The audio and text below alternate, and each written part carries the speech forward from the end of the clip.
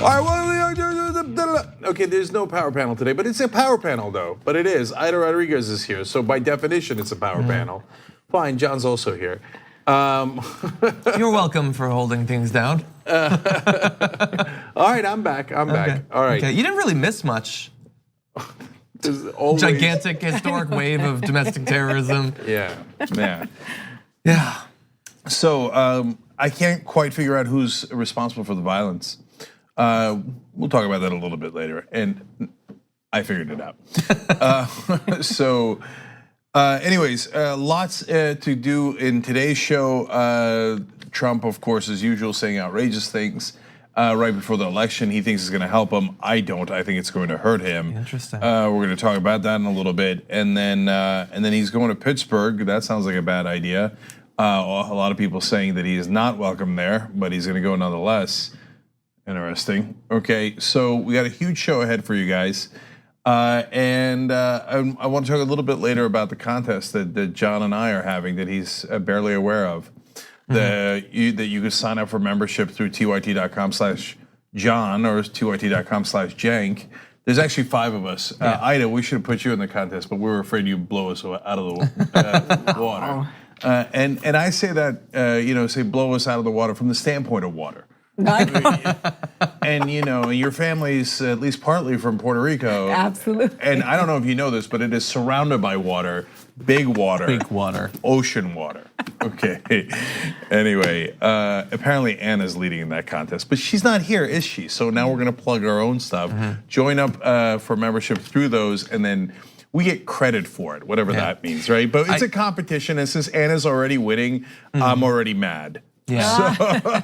I have to admit, I'm disappointed with myself for not being in the lead when I just found out about this earlier today. If you're gonna cry all day, John, I mean. I still don't really know what it is or what I'm supposed to have been doing. Well, you're supposed to get people to sign up their membership through your name. Do that, please. Okay, well, yeah. Please. You have to do it on Twitter because you are going in on Twitter. Okay, I'll do it on Twitter then. Okay, thank you. Get a load of this Johnny come lately, if you will.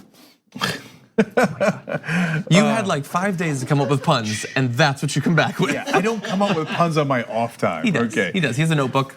I like Long Mad hand. Tank better. Well, don't worry. He makes an appearance later in the show. Oh. Yeah. All right, let's go forward. Okay, let's talk about something fun. Donald Trump is once again talking about his mistaken belief that he can end the constitutional right of birthright citizenship through an executive order. Here he is on with Axios talking about it.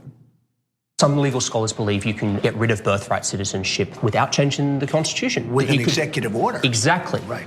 Have you thought about that? Yes. Tell me more. It was always told to me that you needed a constitutional amendment. Right. Guess 14th what? Amendment. You don't. You don't. Number one, you don't need that. Number two, I mean, that's in dispute. You could definitely That's very much in dispute. Well, you can definitely do it with an act of Congress, but now they're saying I can do it just with an executive order. Now, how ridiculous! We're the only country in the world where a person comes in, has a baby, and the baby is essentially a citizen of the United States for 85 years with all of those benefits. It's ridiculous. It's ridiculous, and it has to end. Have you talked about that with counsel? Yeah, I have. So where in the process? It's in the process. It'll happen. With an executive order, that's what you're talking about, right? Yeah, that's it's a exactly very what I'm interesting. talking about. I didn't think anybody knew that but me. I thought I was the only one. Jonathan, I've got I'm a good impressed. guess. Good I'm guess. Impressed. It's such a weird video in a number of different ways. That ending, I have no idea what that was about. He's talked about it before, so I don't know what his surprise was. But there are a couple of points that we need to take a bit of an issue with. We are not the only country with birthright citizenship. We are surrounded by countries that have birthright citizenship. Depending on how you define it, well over 30, including basically every country in our hemisphere, including our neighbors in Mexico and Canada, let alone countries throughout Latin and South America. It is all over the place. All of the countries that he believes are sort of gaming the system by sending people, he thinks sending people in here to become citizens, they themselves have birthright citizenship. But first, the frustration that I have goes beyond just birthright citizenship, his approach to it. And we're gonna talk about that here. But the argument that he is making there, if it can be called an argument, is first thing, you don't need it. That is all the detail he gives. Some people are telling me you don't need it. He doesn't define it. We have no idea who is supposedly telling him that. Then he does the fallback. Well, you obviously don't need it with legislation, but even with executive order, I think I can do it. Neither of those things are remotely true, as we'll get into more. I am curious, though, to what extent, I mean, we're taking it seriously here because it's filled with falsehoods. To what extent is this simply another pre-election thing that he's doing? Yeah, it's definitely a pre-election strategy, and I think it's a faulty one. And I don't mean that because I'm outraged by his statements, et cetera. I mean that I just, as a matter of political calculation. So his idea here is, and look, Latinos, he's in your face because he's saying, you guys don't vote, so I can antagonize you guys as much as I like. You have, historically low voting percentages, whereas my base hates you guys, and they do vote.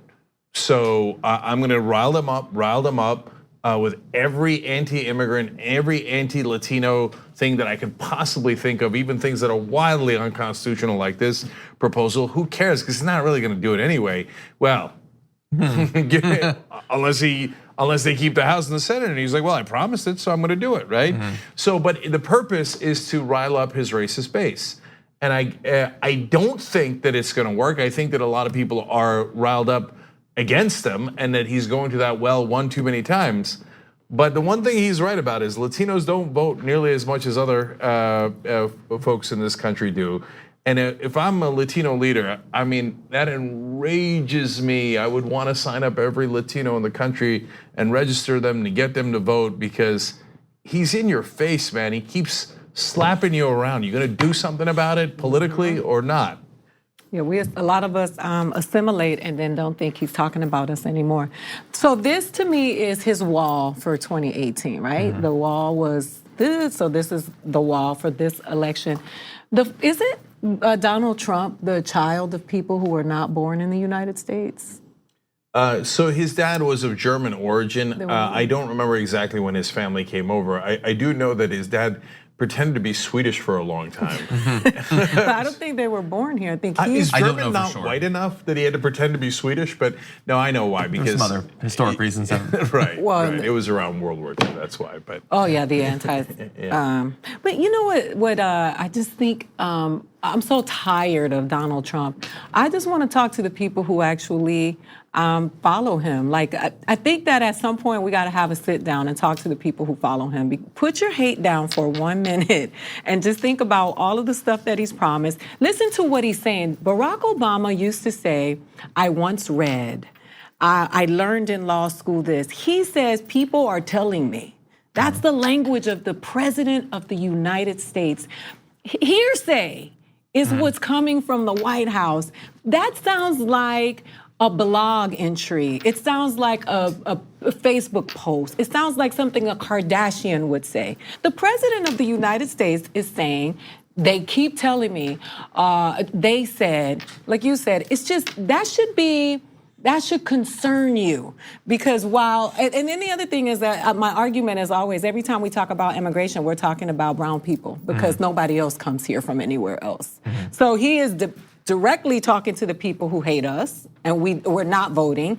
But what about the people who are not us, who are, his wife barely speaks English.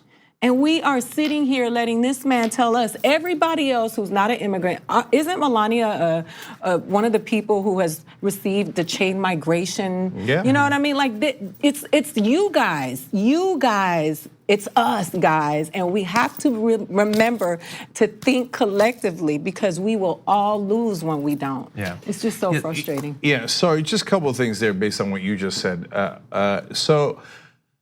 First of all, let's just establish facts. No question, Melania's parents came through chain migration because of Melania, okay? So if they're gonna get rid of chain migration, Melania's parents should be the first one kicked out of the country. No joke, well, it's not my idea, I hate that idea. I think it's a terrible idea. I believe in legal immigration. That's what family-based immigration is, legal immigration. But if you're gonna say you're gonna kick him out, hey, you first. Round them up, round up Melania's parents, put them on a goddamn boat and send them away, okay? Because that's your idea. Why don't you go first? They always say with liberals, like, oh, you guys like higher taxes, why don't you go first? All right, why don't you go first? Kick out Melania's parents right now, do it today. Do it today. What's the matter with you, okay? Apparently you don't believe it, you're a hypocrite. I don't know if Melania was already a citizen or not when Barron was born. I don't know if that makes him an anchor baby. I know she came here illegally. She came legally, but then she worked here when she did not have a work permit. And that's an illegal immigrant. Absolutely. So, I got an idea. Put Melania on the same goddamn boat as her parents and send her the hell back. Hey, listen, I'm not the one fighting against legal immigration. You guys are, right? And so let's be clear about birthright citizenship. So that is perfectly legal and constitutional, and it's as clear as day, and everybody except Trump knows it, and the they that he talks to, whoever the hell they are. Okay, so now already by getting rid of family-based immigration, these are their proposals, Trump's proposals, and the Republican Party largely agrees, and getting rid of the visa lottery and so many other visas they have already proposed to end. They were already going to end 85% of legal migration. Now, on top of that, they put in birthright citizenship. So for the rest of the press, let's be super duper clear, okay? Because you guys are really bad at this. So you always call it 50-50 and you always just repeat Republican talking points as if they're real. So the Republicans say, no, we're for rule of law. We're not against immigrants. We're for rule of law. Well, that's not remotely true. You're against immigrants. You want to, according to Trump's proposal, already you want to block 85% of legal immigrants here. Now you want to block people who were born in the country. So just call it what it is. They're against all immigrants. They are, it's a fact. It's a fact. Yeah. And why are they against immigrants? The overwhelming majority of immigrants are not white at this point in American history, and that is why they're against them. Now that's, you can say, all right, well, it is a fact that the Republicans hate immigrants. That's a fact. I'm not sure it's a fact that it's because they're racist. Well, I think they are, and I think the evidence overwhelmingly proves that. But hey, I'll cut the mainstream press a little bit of slack, and you could just say the first part. You don't have to add the second part, even though it's obvious. Am I not merciful? Yeah, and I mean, depending on how they do it, it's not impossible that were they to actually do this, they would end up stripping the citizenship from literally millions of Americans. And it's one thing to say, and we know that that this sort of policy, they think about it in electoral terms of the future. They want to do this because they're scared about demographic change in this country. That's one argument you can make, but attempting to do something to strip a significant percentage of Americans' ability to vote, which of course they're doing in these elections, that is obviously an electoral strategy in the near term as well. So whether he ends up doing it, it's one thing to say, as we are saying, that he can't actually do it. You can't do an executive order that takes away a constitutionally protected right, but he can do what he wants to do unless someone stops him. And will the Senate stop him? Will the House stop him? Will the Supreme Court stop him? At the end of the day, if they control all of that, then theoretically, our ideas of what is possible and what is legal might have to change. That is one of the worries that I develop when you allow a fascist like Donald Trump to take over. That's why we opposed him in the first place. Yeah, I just want to say one thing. That you said that about Barron, and Barron's mother is from another country, and Donald Trump is American, just like me. My father is from the Dominican Republic, which is a third world country, and my mom is from Puerto Rico, which makes her a United States citizen. But what's the difference between me and Barron is that he's a white man in America, and I'm brown. And they hate us, and you're right. And I like when Angry Jank shows up, because he tells it like it is. We feel it, and nobody's speaking up for us. So you Cubans who think that political asylum is granted to you forever, just know that when they're done with us, they're coming for you next. So I just wanted to be super clear, because the idea there that he is giving across, that other conservatives, not all of them, as we'll give you examples, are saying, is that there is some ambiguity, that this is not a settled question, that this is just an interpretation of birthright citizenship, the idea that when you were born here, you are a citizen. But I'm gonna read it for you because it's super clear. Like if you already thought the Second Amendment was pretty damn clear, this is even more obvious than that. It says all persons born or naturalized in the United States and subject to the jurisdiction thereof are citizens of the US and of the state wherein they reside. There has been virtually no disagreement since that was put into the Constitution about exactly what it meant, but modern racists are attempting to say that there's something ambiguous there. Some will say, well, I mean, jurisdiction, they weren't born here, so they're not subject to the jurisdiction. Okay, well, I would love to test that with almost any other crime. If you come into this country and you're not subject to the jurisdiction, like a diplomat, I guess you can go around murdering people and robbing them if you're not under our jurisdiction. I don't think any right-winger actually believes that in practice. It is an evasion, of course. Now, in terms of what other right-wingers are saying after this news broke again, Paul Ryan said, well, obviously you cannot do that. You cannot end birthright citizenship with an executive order. Justin Amash says the president cannot amend constitution or laws via executive order. Concept of natural born citizen in 14th Amendment derives from natural born subject in Britain. Phrase and subject to the jurisdiction thereof excludes mainly foreign diplomats who are not subject to US laws. And even a lawyer writing for the National Review says a proper originalist interpretation of the US Constitution as presently written guarantees American citizenship to those born within our borders with only a few limited exceptions. Similar to what Justin Amash had said. That doesn't mean that he's not going to attempt to make this into an election issue, and it doesn't mean that some people like Steve King or Lindsey Graham, who says he is going to put forward legislation to accomplish this in the Senate, don't believe that you can do it regardless of all of this information. Yeah, I thought that Republicans claimed and conservatives claimed that they were strict constructionists and originalists. And all of a sudden, when the words are inconvenient, and by the way, they do this all the time, same thing with the Second Amendment. It says, for a well-regulated militia, they're like, yeah, don't worry about the words. The words are irrelevant. I like my guns, and I don't mind people using them to murder others. I don't care. I just want my hobby. It's a fun hobby. Words are not important. So here, the words are exceedingly clear. We just read them to you. Every constitutional scholar knows it. There's good precedent from the Supreme Court on it. And now conservatives, some of them are going, yeah, don't care. And never cared about strict, everything that the Republicans ever told you is a lie. They don't care about deficits. They don't care about strict construction of the Constitution, and I can go on and on. So now, to be fair, there are some people who are principled that John read you because we are fair. We show you all the perspectives. So I want to give Justin Amash credit. He's a guy that I disagree with probably more than the average Republican because he is so extreme in certain situations, but from time to time he's principled. So I'll give him that. And then on the political side, Ryan Costello, another Republican congressman, said it's wrong. On top of that, he said it is political malpractice. So that goes to the first point we're discussing, which is this smart politics? Well, first of all, it's Donald Trump. Smart next to his name is a near impossibility, right? Which I'll get to in the last part here. But what Costello pointed out is, look, we were already having trouble in winning. There is a blue wave coming. You could say there's a red wave, but it doesn't make it true.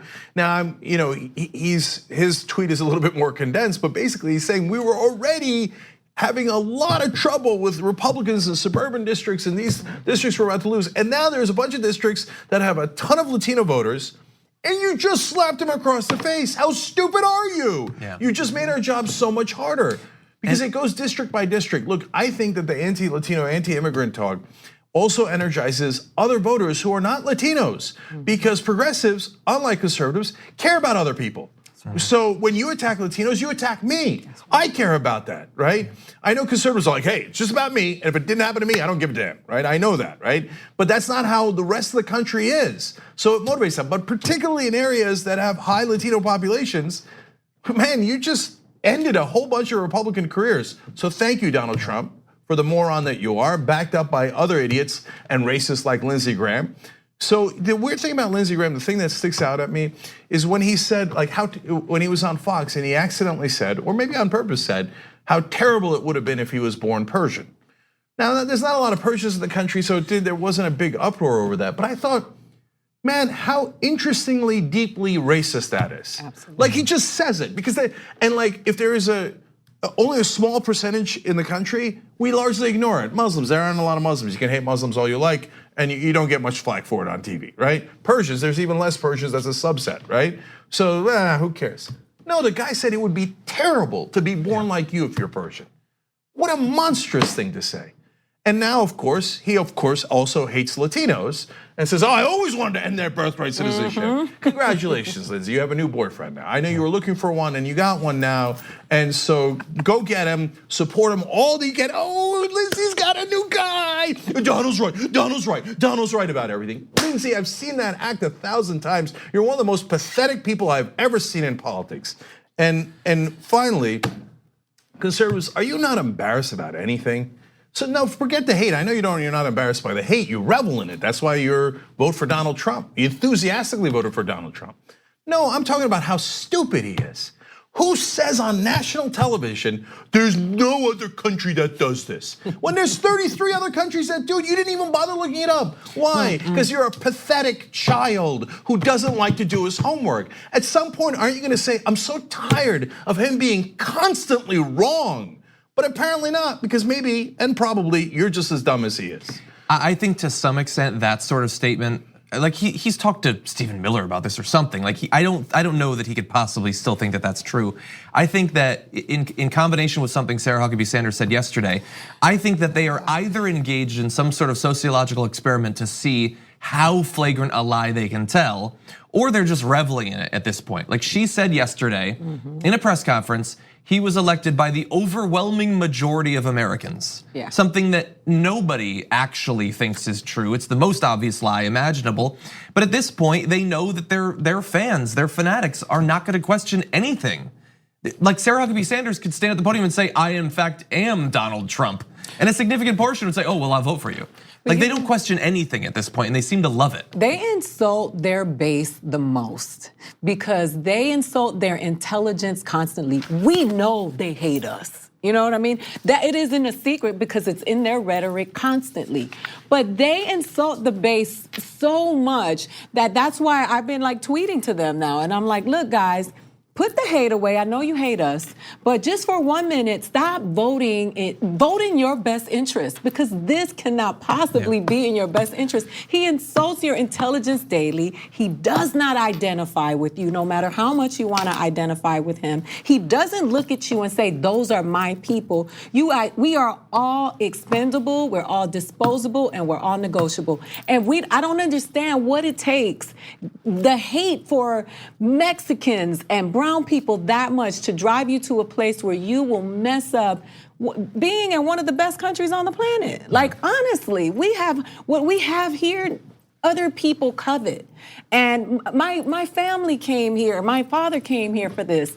It's just so insulting. And if I was a follower of his, I would be offended at this point that they take every single day, they lie to me and they insult me and they offend me every single day, and they think I'm just gonna swallow it because I'm too stupid to know the truth. But I have to say that I think a lot of the Republican Trump voters are that stupid. That they go, yeah, there are 33 other countries do it. No, fake news, I don't believe it. Yeah. No, reality is liberal. I'm against reality. Okay, congratulations. Enjoy your willful ignorance. We should probably take our first break. Lots more to get to. Okay, so apparently Angry Cenk has showed up. I love it. And if you didn't see my live YouTube video about what happened in Pittsburgh, don't worry, I'm coming. Angry Cenk's coming back after the break as well. All right, we'll be right back. Okay. We need to talk about a relatively new show called the Republic, or UNFTR. As a Young Turks fan, you already know that the government, the media, and corporations are constantly peddling lies that serve the interests of the rich and powerful. But now there's a podcast dedicated to unraveling those lies, debunking the conventional wisdom. In each episode of the Republic, or UNFTR, the host delves into a different historical episode or topic that's generally misunderstood or purposely obfuscated by the so-called powers that be, featuring in-depth research, razor-sharp commentary, and just the right amount of vulgarity. The UNFTR podcast takes a sledgehammer to what you thought you knew about some of the nation's most sacred historical cows. But don't just take my word for it. The New York Times described UNFTR as consistently compelling and educational, aiming to challenge conventional wisdom and upend the historical narratives that were taught in school. For as the great philosopher Yoda once put it, you must unlearn what you have learned. And that's true whether you're in Jedi training or you're uprooting and exposing all the propaganda and disinformation you've been fed over the course of your lifetime. So search for UNFTR in your podcast app today and get ready to get informed, angered, and entertained all at the same time.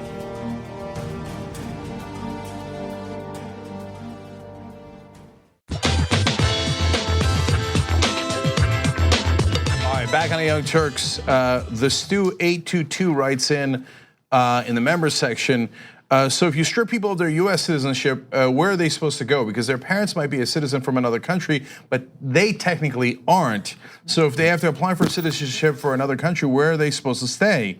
Are we gonna have a country with stateless people? And unfortunately, the answer is probably, yeah. If he gets his way and he starts actually declaring people non-citizens, there's an excellent chance they're not citizens anywhere, and then nobody knows what to do with them. The issue, Stu, is that in writing that tweet, you've thought about this more than they have. Of course he has, right? You thought about it 10 times as much as they have. JP writes in, Trump's had two immigrant wives. That's right. In fact, let me go to Twitter. Rib Abdullah Joan writes in, I don't know about Barron, but all 3 of his first children were born before his wife Ivana was a citizen. She became one in '88. So we're looking into that. That's just a tweet, but we're gonna verify and hopefully get back to you later in the program about how many of Donald Trump's kids are anchor babies and need to be deported immediately. Okay, so we'll find out. And on YouTube Super Chat, Railgun04 says, I'm not saying the Republicans are racist. I'm just saying racists believe Republicans are racist. Very nicely done, Andrew Gillum reference there. Florida. Okay, so and the Andrew Gillum race, by the way, is ground zero for how their racism is going to backfire. It's in the middle of backfiring, and I believe that Gillum will win and DeSantis will lose based on that racism. All right, and of course, if you want to sign up to become a member, tyt.com/Cenk. By the way, let's imagine a hypothetical where I had actually been told about this campaign. It still seems a little bit chops. But you're the host of the main show. Well, okay, look, keep crying. Although to be fair, Anna is winning, so yeah, maybe that's not as chops as it seems. Who's the main host after all? This is my revenge, even though I'm probably in 5th. Okay, so you want to talk about some news? Yes. Okay. Donald Trump visited Pittsburgh today, obviously following the tragic murder of 11 people at the Tree of Life Synagogue over the weekend. This despite the fact that in advance of him coming there, many people in the community, including leaders, religious and political leaders, had an issue with him coming. There was this gigantic petition of people saying they would prefer if he did not. But Trump and First Lady Melania Trump actually did end up visiting on Tuesday. He said this about what he planned to do when he got there. I'm also going to the hospital to see the officers and some of the people that were so badly hurt. I really look forward to going. I would have done it even sooner, but I didn't want to disrupt any more than they already had disruption. So that's a word jumble, but there's nothing particularly offensive there, I guess. And maybe it's an acknowledgement that his presence there is not necessarily that helpful. And I'm glad that he's at least saying he's enthusiastic about going. He had previously given out a kind of lukewarm statement, about what had happened there. And we later found out through the New York Times that the only reason he did that is because Jared and Ivanka pressured him to do so. So he appears to be taking it slightly more seriously. However, he's not gonna have a lot of company on this trip because both House Speaker Paul Ryan and Mitch McConnell were unable to make the trip due to scheduling conflicts, with Ryan's office noting he wasn't able to make it on such short notice. Well, I mean, that is generally what happens when there's like terror attacks and people need to go there. But that's his excuse. House Minority Leader Nancy Pelosi and Senate Minority Leader Charles Schumer also decided not to attend, although probably for different reasons. And so it seems like, obviously the Democrats don't want to be there with him, but the Republicans don't seem to be all that enthusiastic about it either. And there's some chance he'll get booed. Well, there were protests when he showed up, actually. There were quite a few, apparently groups of hundreds of people protesting his arrival there.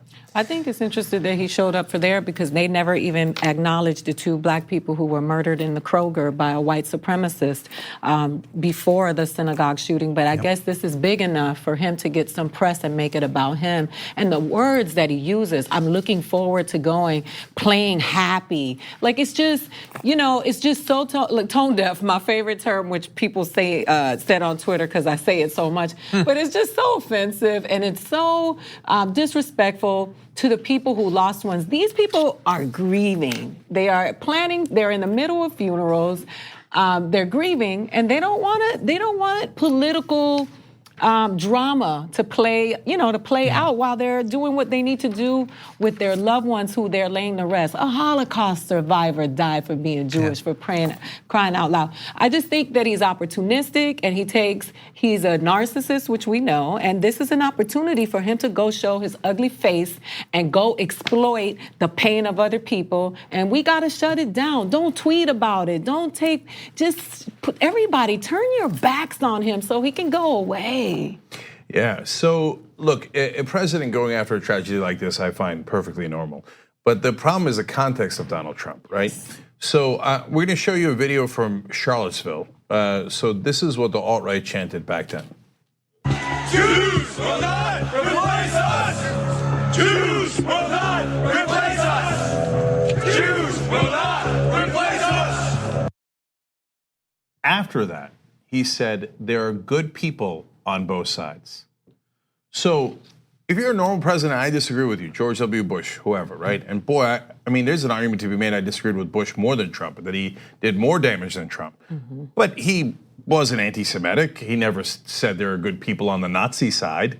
So if he goes to an event like this, that makes perfect sense, right? Trump, who had to be coaxed into saying, hey, it's a tragedy, who said there are good people on both sides after they murdered Heather Heyer, ran over 30 people, and chanted the Jews will not replace us. I think the temerity to show up after another right-winger kills Jewish Americans, our brothers and sisters, like that.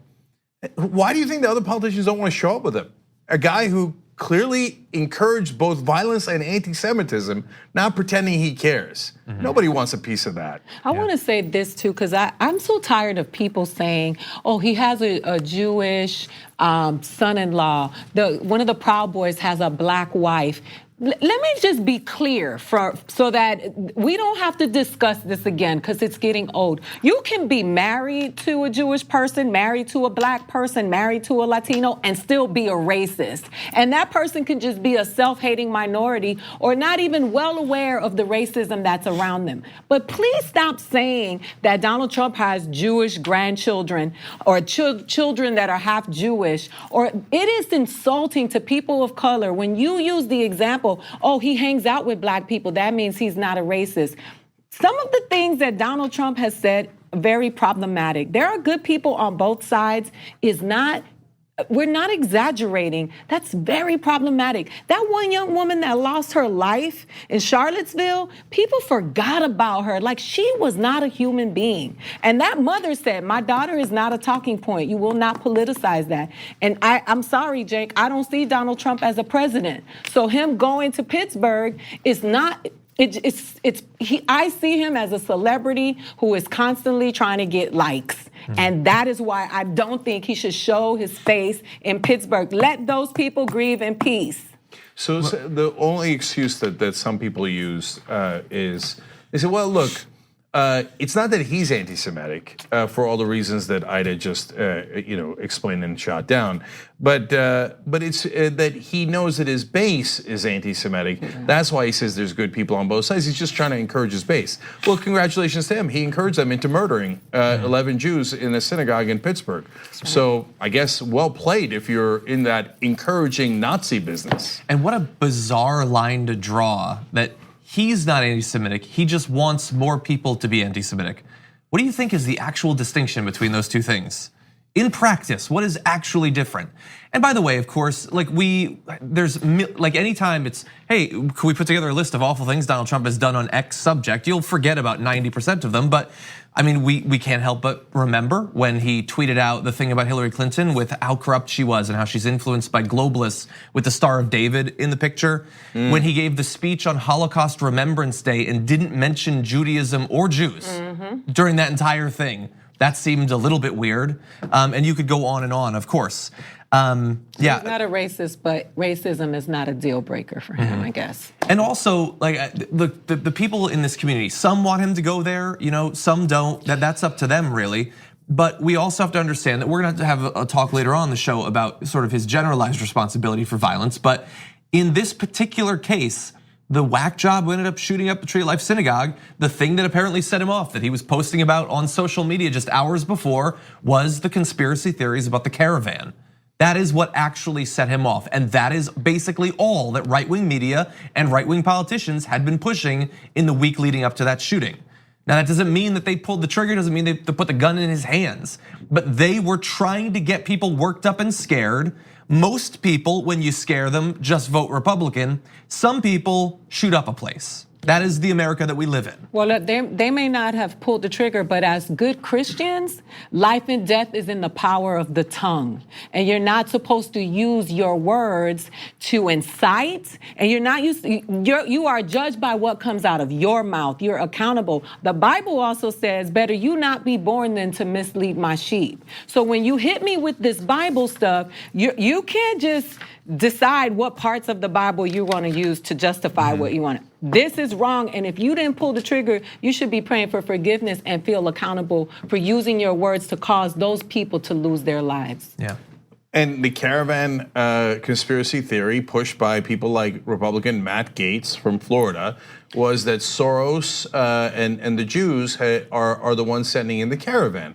And so, and for guys like Gaetz, they just say Soros. But in places like Gab and the far right places where they gather on the internet, they say and the Jews control everything. And Trump says there are good people on both sides, but that caravan is an invading army and you got to do something about it. Well, this shooter decided he was going to do something about it, and he said, "Screw the optics, I'm going in." Yep. Yeah, and one final thing, like obviously we are angry that the president and other politicians, people with actual power, were saying these sorts of things and getting people fired up. But we have to remember that what drives a lot of what Donald Trump ends up saying, and then it filters down to other Republican politicians, is Fox News, and in particular Fox and Friends. And they were pushing this. Before Donald Trump started talking about it, it was all over Fox and Friends. Now, we're gonna give them a little bit of credit later on in one area, but in this, like, they need to understand that if they are gonna be responsible for setting the agenda of America because of the ridiculous place we're in as a country, they need to be more responsible too. They may think that this is just sort of pragmatic electorally, but there's violence inherent in a lot of the things that they push for. If not, they're that word that Ivanka doesn't know, complicit. Yeah. Okay, why don't we move on to a slightly related topic? Facing pressure to stop demonizing his opponents in the wake of the synagogue shooting and the wave of attempted mail bombings over the course of the past week, Donald Trump has retreated to the safe space of Fox News in an interview last night with Laura Ingraham. And there he engaged in some really impressive whataboutism about political violence, as you'll see.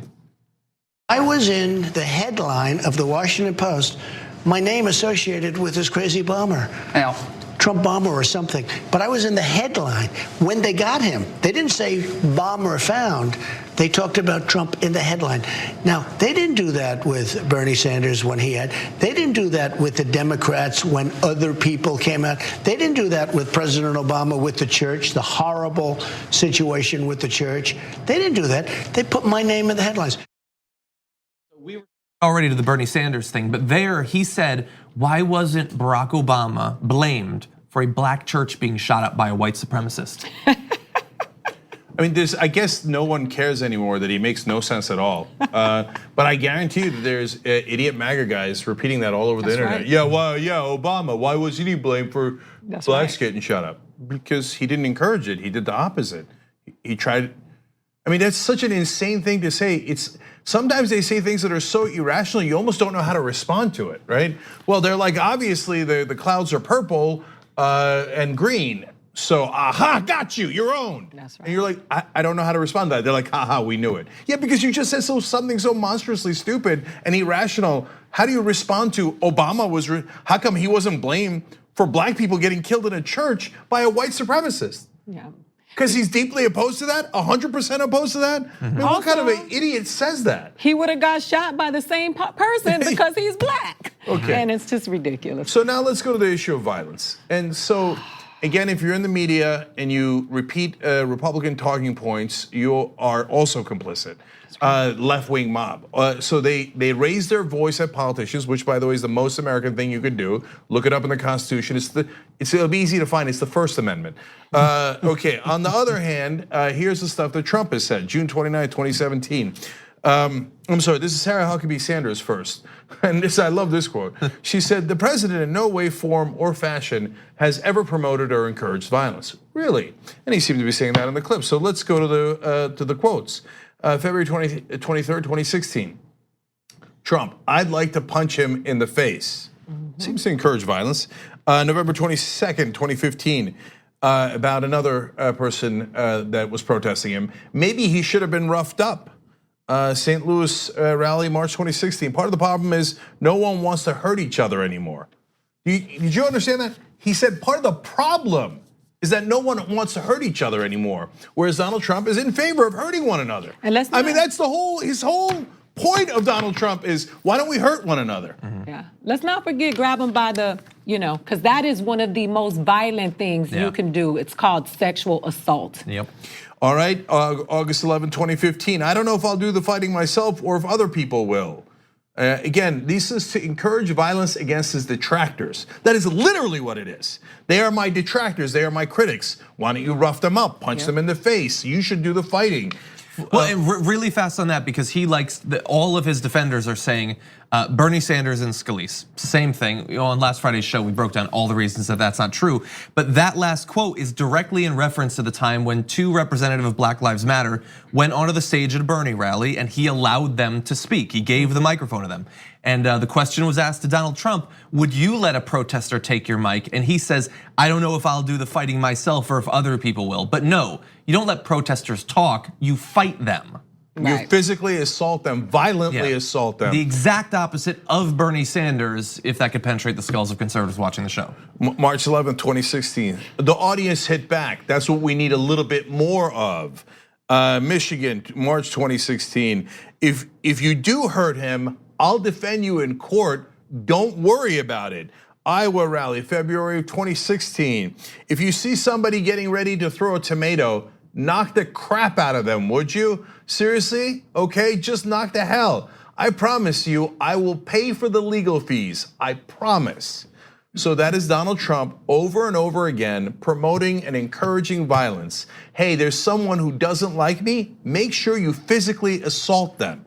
And then he turns around like, oh golly gee, I don't know why people are blaming me for it. Because you encouraged it nonstop, and it's a fact. That's why we're blaming you for it. Yeah. And anyone who doesn't, by the way, is not a real reporter. They like to play neutrality games. Well, some say that he encouraged violence, and some say he didn't. Well, here's the goddamn quotes. It's not a question. Is it a question that it's his fault specifically that the shootings and the bombings and all that happened? Yeah, that's a question, okay? Did he encourage violence is not a question. I just read you the quotes. Are you dense? You should print in every article, President Trump clearly encouraged the violence. That is a fact. Oh, but Republicans get upset at me for giving a fact. Then go find another profession. And he thinks that violence is okay because didn't he say I could shoot someone in Fifth Avenue and they would still follow me? Yeah, that's right. You know? And hey, look at that. They shot 11 people in Pittsburgh and people are still following him. Yeah. So I want to ask you this because I've had a chance over the past few days to talk about this for literally hours. As the bombs were being sent out and more people from Donald Trump's greatest enemies list were being targeted there were conspiracy theories that it was a false flag. It was secretly a leftist. And many Republicans said that publicly on Fox News. Some, like Candace Owens, tweeted it and then like a coward just deleted it after we found out who it actually was. But then we find out who it is, and it is perhaps the ultimate Trump fan, the Trumpist. So you weren't here, obviously, but I am curious what you think about that. And the fact that even though there is more evidence showing that he's a true believer of Donald Trump, then really you could, I can't produce as much evidence of the people I love in politics as this guy did for Donald Trump. They don't buy it. The Trump fans say, nope, stickers were photoshopped, it was all fake, they were too nice, and this was a plant. Hillary Clinton sent the bombs to herself, and all of that. Now look, I've said it on many occasions, and now I'm, for the first time, starting to worry about what happens when they get killed in a week in the elections, because they live on another planet, and on that planet the truth is upside down. That's right. And so they just look. People are just. By the way, and the reason you see me getting angry at the press all the time is because even in their like tweaking of Trump from time to time, they still don't get it. They're still so cowed by the MAGA guys. Like, when there was a poll out that I think was about 59% of Republicans believe that the FBI invented the whole investigation against Donald Trump, that it's a hoax, that they made it up, okay? Well, that means 59% of Republicans live in an alternate universe where the FBI, there's no checks and balances. They just get in a room. They're like, all right, how should we do a coup against the president? What do you want to make up, Bob? Hey, Sally, you got any ideas for what to make up? You're effing crazy if you believe that. You're a total lunatic. And that is the majority of the Republican Party. So will they believe that the guy was a Democrat instead of a Trump supporting Republican, despite all available evidence? Of course they will, because they've lost touch with reality. They belong in an insane asylum. Yeah. Now, when they are convinced that there's going to be a red wave, and then the Republicans lose 40, 50 seats, how are they going to react? They're going to think, oh my God, it was stolen. Obviously, we had it. In our universe, we were about to win. We were going to win big. Yeah. So how many more acts of violence will we have from Trump supporters after he encourages the violence and he's encouraged them to live in an alternate universe? And when reality hits them, God knows what they're gonna do. Yeah, and they keep talking about the liberals and how violent they are. You getting kicked out of restaurants is not the other side of a synagogue getting shot. Yeah. And that's getting old and tired. People getting kicked out of restaurants and people chanting at them is what they're using. Some of them are saying is the other side to these people getting shot. It's the same. Oh, the liberals are very violent. Really? Yeah. That is not the same thing. What about a water being thrown in someone's face? What about them shouting at some guy at Del Taco? Like, these are the same things. And listen, what about it all away? I didn't condone that man getting shot in that baseball game. That I didn't think that was an acceptable answer to a disagreement with that man's political views. Nobody who's rational thinks like that. Yeah. And like I've been saying a lot recently, like all the attempted bombings, the shooting up the synagogue, the various attempts to blow up abortion clinics and other stuff, like there were failed attempts to blow up synagogues like a year ago. This is how they act when they have every bit of government power in the country. When they have the White House and the Senate and the House and the Supreme Court and most of the governorships and most of the state legislatures, they are so fragile that even though they control everything, they are lashing out with horrific acts of violence. Imagine how they'll get once they're actually in the minority. Man, it's gonna be ugly. Lord of the Flies. Why don't we take our first break? Second break, I guess. All right, another break, guys. We have more where that came from, fortunately and unfortunately.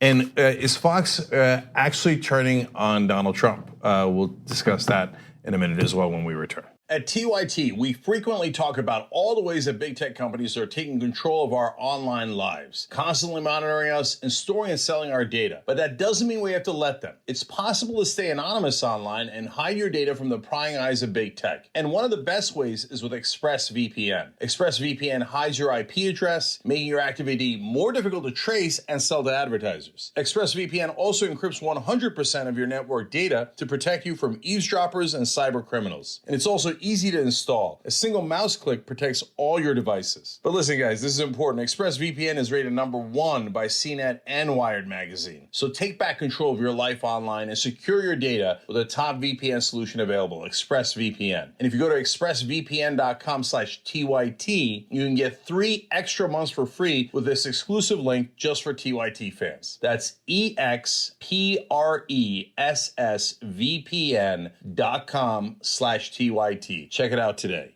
We hope you're enjoying this free clip from the Young Turks. If you want to get the whole show and more exclusive content while supporting independent media, become a member at tyt.com/join today.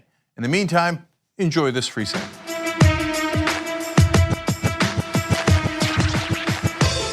All right, back on the Young Turks. Let's go to the members section.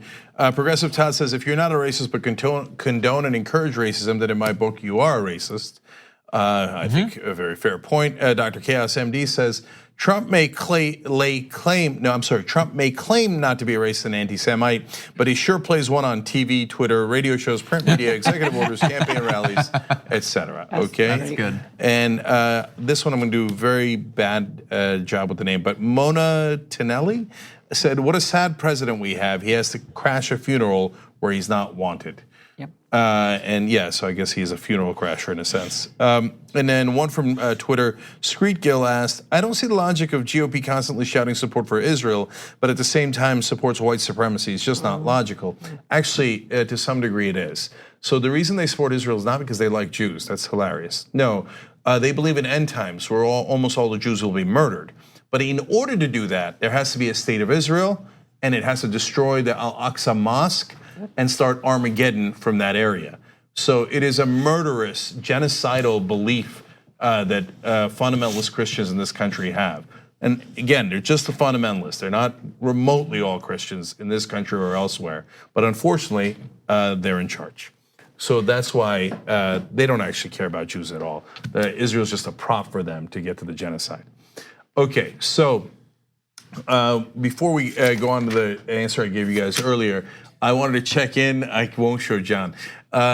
You know we're doing the membership thing where if you do tyt.com/Cenk or Anna or John or Francis or Hassan and sign up for membership through their pages, they're going to get credit for it, and we're going to have a scoreboard that we're going to have every Friday. So I'm not going For to. how long? Long time. The rest of your natural life. Yeah. So I'm not going to reveal the scoreboard now, but I just saw it. Okay. Let me just tell you something. Anna is crushing Wait, this. but has she promoted? Okay. How did she know about it? Yeah. She said it on air a couple times before she went on vacation. Well, how does she know about it? Okay. All right. God, man. Not fair. All right. So. Am I in last? John, I do have the answer to that question. You, out of 5, are in 3rd place. Oh. Wait. So. Wait. Are we all tied at 0? Like no, they're real numbers. But why do I have any? I don't understand. No, Well, thank because, you. But by the way, 1, the people love you. Okay, well, thank you. 2, we mentioned you when we were kicking it off. Okay. And we said we were gonna like not tell you and goad you, and then some people out of sympathy, they're like, let me do it through that. So I'm in 3rd. You're in 3rd. Okay, so I just have to pass, I'm assuming, Hassan and then Anna, and then I'm good. Okay, Anna, by the way, is lapping the field. She has more than everyone else combined. Okay. Okay, I'm coming for you, Anna. All right. I'm coming for you. And last thing, John has on his page has the highest conversion rate. So of the people that go to the landing page, tyt.com/John, the ones that convert to members, you have the highest percentage. Okay. You know, there's one other amazing thing about my landing page, which I did see today.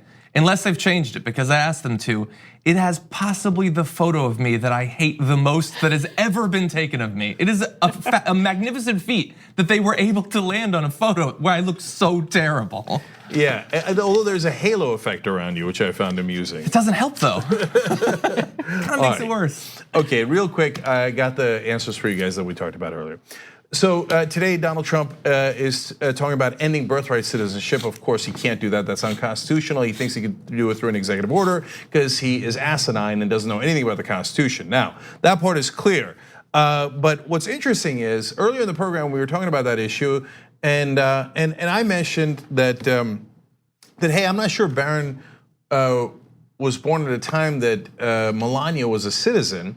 And then one of you guys during the live show, tyt.com/live, sent in a message. I think it was one of our members who said, "Hey, Ivana." No, it was on Twitter actually. #TYTLive, and said Ivana's kids actually were born when she was not a citizen. So we looked into it while we're on the show, and I have answers for you. So Melania's situation is actually confusing because, and by the way. And probably on purpose. And so here's what I mean by that. It turns out Barron Trump was born in March 20th of 2006. Melania Trump got her green card in 01, so that's fine, but I'll come back to that in a second, and became a US citizen in March of 06. So that's all it says, that's all we could find. So it's the same month that Barron was born. So why do I say purposely? Busy month. Of course. Probably he was born, and then they realized this is fairly inconvenient. Okay, Donald Trump, even back then didn't like immigrants, etc. And hey, you never know what might happen. Let's hurry up and get her citizenship so that we can say that the kid was born to 2 US citizens, right? But that is a little speculation, no question about it. But it is an interesting note that she got the citizenship in the same month. And by the way, Donald Trump, in saying that he would end birthright citizenship, was not clear that it would just apply to people who are undocumented here and their kids. They might also apply to people who have green cards like Melania did, okay? But hold, it turns out the Ivana situation is much more interesting. She definitely became a citizen in 1988. Well, Donald Trump Jr., born in 1977, Ivanka born in 1981, Eric Trump born in 1984. They were all born when their mom was not a US citizen. Send them back, send them back. I don't know, lock them up first probably, then send them back. So Barron, we don't know. You know what, are we not merciful? Let Barron stay, okay? And he's a young kid, he's not an adult, so leave him alone. Okay, the other three are adults, they're part of the political landscape. In fact, Donald Trump Jr. works on his campaign. Ivanka is in the White House, has a policy position there, okay? And apparently and this is not our philosophy, we're all progressives here. We believe in birthright citizenship, but Donald Trump just said he doesn't. And so their mom was not a citizen. And when they were born, yeah, they were born in America, but hey, that apparently does not apply anymore. So go, Czech Republic, off you go, off you go. Send them back. Send them back, send them back, send them back. I don't want to encourage that. I know what you're saying. I know what you're saying. I have two follow-up questions though. The first is, how is Eric Trump younger than me? That is, whoa, man. I don't know what lifestyle he's leading, but it is rough on the skin, even compared to me. The second though, but wouldn't Donald Trump being a citizen matter enough? Or are you saying from their point of view, the far right's point of view, that's not good enough? They both have to be citizens. Well, when Trump ends birthright citizenship, well, the fact that they were born here is now irrelevant. Then we're having a conversation, was the mom undocumented, was she documented? Is that relevant? So far he has said it is not relevant. He's made no such distinction. Okay. And then is one parent being a citizen good enough? Well, again, he hasn't made any distinction. And so I'm trying to apply what Donald Trump is talking about. And since he hasn't made a distinction, presumably his kid should be sent back. That's right. And I just would like to apologize, of course, to the Czech Republic. You got Eric coming. Yeah. Yeah. Okay, Hide let's do your the next animals. story. We are actually over. Let's. Okay. The videos. Yes. Okay, in that case, so we had 2 videos remaining. Can you just cue up the last one, the Fox and Friends one, actually? That'll speed it up a little bit. Donald Trump is receiving a ton of strike back for continuing to call the media the true enemy of the people after someone tried to blow up CNN, let alone all of the other anti-media violence that's going on under his presidency. But one influential group of quasi-journalists actually has a problem with it, and maybe might be able to get through to him, as you'll see. I really wish he would lose that term. It doesn't help anybody. It doesn't push back on the media that he wants to push back on. And I think that it gets too many other people lying, gets shrapnel with that statement. Because the press isn't the enemy, the people. Some of the things they say and the way they stack their shows, the president could look as though they're targeting him and he's got a case. But that broad statement does a lot of damage. Well, I think he probably feels like they are not doing him any favors, and so he doesn't like them ultimately. But are they the enemy of the people? I don't think so either. Yeah. Hey, we got 2 out of 3 of the Friends. This it includes them. That's why. Yeah, and just like 100% right, Ida. When does a conservative ever care about anything? If it's about them. That's right. Right. If it's about you, not interested. Okay. Like I like that Bert and Ernie woke up and they were like, "Oh wait, we're in the media. Wait, does that mean people are going to come after us? Yeah. Oh, one day they might come after us. Okay, wait, I'm for the trade unionists. Yeah, they really, yeah, that's funny. They don't have to worry though because we don't target members of the media. We target them with our critiques, but not with violence, thankfully. I am curious if they, in some hypothetical world, they're not going to do it. They'll move on. They'll forget that they ever said that, and they'll laugh every time he calls the media the enemy of the people when he phones in. But if they were to day after day continue to say, "Stop calling the media the enemy of the people," would that possibly break through? That is his favorite group of journalists in the country. Journalists, that's a good one. Mine was actually Kermit and Miss Piggy, but hey, look, to each his own. He went with Bert and Ernie. Yeah, I think it could, because he says all the time with birthright citizenship, like he just did. They tell me, and he never clarifies who they are. A lot of it's a lot of his rich, goofy, thuggish friends that he calls all the time, and oftentimes it's Fox and Friends, it's Lou Dobbs, it's Bert and Ernie, etc. And so look, and Brian Kilmeade has somehow become one of the most powerful people on the planet.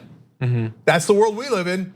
And so, but I will say, always encourage people to do the right thing. So, great job, Kilmeade and Ducey in this case, for at least nudging him back in the right direction. And you're one of the few people who he'll listen to. So, thank you on that front. That's true. Was that Ainsley Earhart in the middle? I believe so. She didn't have anything to say about that? No, she was looking at. I apologize if we cut it. Maybe she said something later on, but they were going back and forth about the media, enemy of the people, and she's just like, "Yep." She was looking at how interview cool him. her jacket was. I guess some people really like the access. Okay. All right, God bless. Thank you, John. Brett's coming up next, and there's a ton of stuff that makes me angry in the second hour. Oh, wait, there was one last thing, actually. If you are gonna give someone membership, tyt.com/John is the place to go. And that was a nice dirty trick about his picture. Now everybody wants to go check out the picture. This guy's always thinking. Yeah, it's a dirty trick, but also it's a horrendous picture of me. So the joke at the end of the day is on me. Yeah, this guy. It's like he almost got a PhD. Almost. Almost. All right, we'll be right back. Thanks for listening to the full episode of The Young Turks. Support our work, listen ad-free, access members-only bonus content, and more by subscribing to Apple Podcasts at apple.co/TYT. I'm your host, Cenk Uygur, and I'll see you soon.